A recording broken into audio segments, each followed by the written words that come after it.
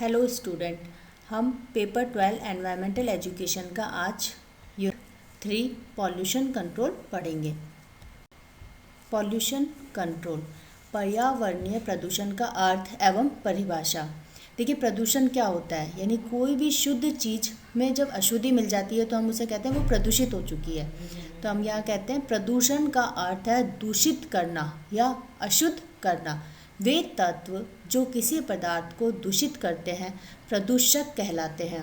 जब कोई प्रदूषक पर्यावरण के एक या अधिक अंगों में मिलकर इन्हें मनुष्य के प्रयोग के अयोग्य या हानिकारक बना देता है तो इसे प्राकृतिक पर्यावरण का प्रदूषण कहा जाता है।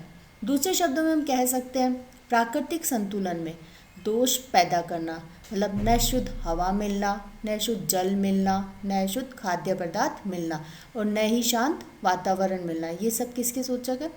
प्रदूषण के। अब हम यहाँ कुछ परिभाषाएं देखते हैं। पहली परिभाषा हम देखते हैं पर्यावरण शब्दकोश के अनुसार।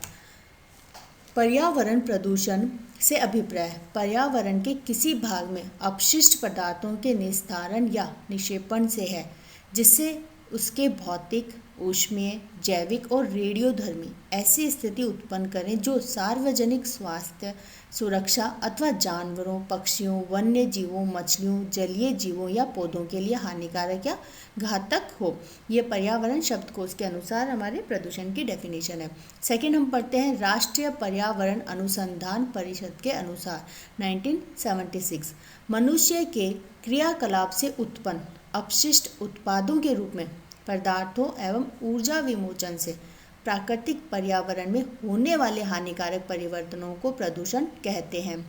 ईपी ऑडम के अनुसार वायु, जल, मृदा के भौतिक, जैविक, रासायनिक गुणों में होने वाले ऐसे अवांछित परिवर्तन जो मनुष्य के साथ ही संपूर्ण परिवेश के प्राकृतिक एवं सांस्कृतिक तत्वों को हानि पहुंचाता है, प्रदूषण कहलाता है।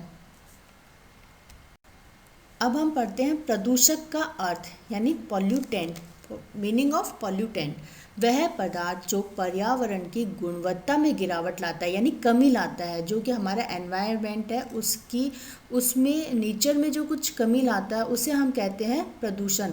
यानी वो उसमें क्या कर रहा है? प्रदूषण उत्पन्न कर रहा है, उसे हम प्रदूषक कहते हैं।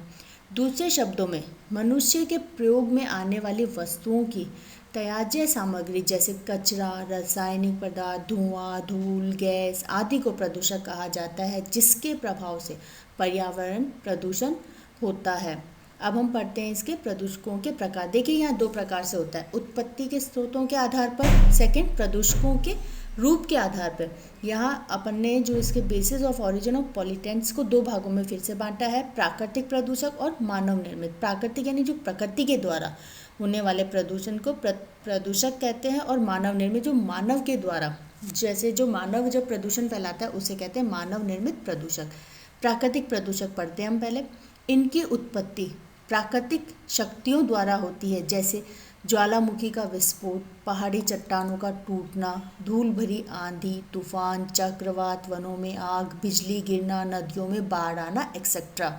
मानव निर्मित प्रदूषक जो मनुष्य की गतिविधियों द्वारा उत्पन्न होते हैं, ये देखिए कई प्रकार के होते हैं। जैसे संचित पदार्थ है, संचित पदार्थ में धूल, धुआं, अवशेष जो कल कारखानों या घरेलू उपयोग के बाद बेकार हो जाते हैं।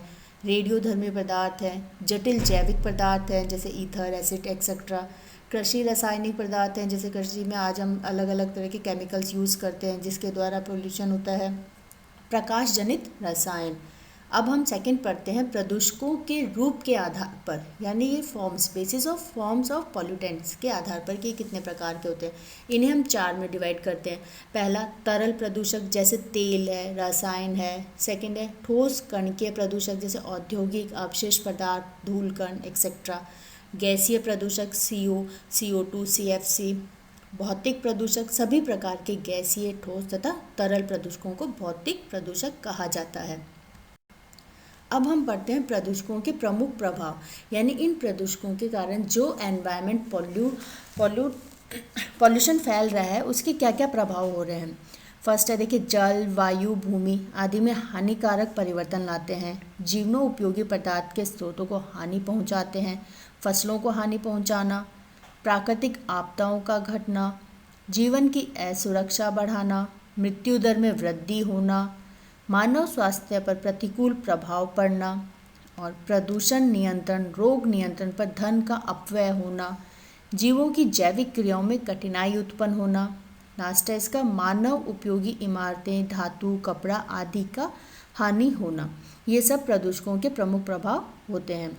आज के लिए इतना ही। नेक्स्ट लेक्चर में पढ़ेंगे। Thank you.